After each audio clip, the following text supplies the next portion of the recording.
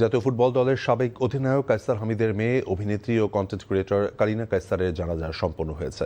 রোববার বাদ মাগরিবে বনানী ডিওএইচএস মাঠে জানাজায় অংশ নেন মরহুমার পরিবার, আত্মীয় স্বজন, বন্ধু বান্ধব ও শুভানুধ্যায়ীরা। এনসিপির আহ্বায়ক নাহিদ ইসলাম সহ রাজনৈতিক ও সামাজিক নেতারাও এতে অংশ নেন।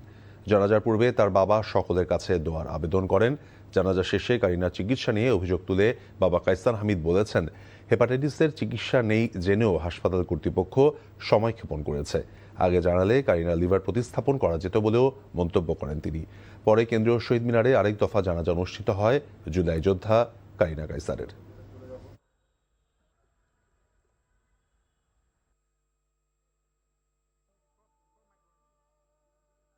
হেপাটাইটিস এ এবং এর চিকিৎসার জন্য যে লিভার ট্রান্সপ্লান্ট যে হয় না বাংলাদেশে, এটা আমরা তো কেউ জানতাম না, আমি ওখানে গিয়ে জানছি।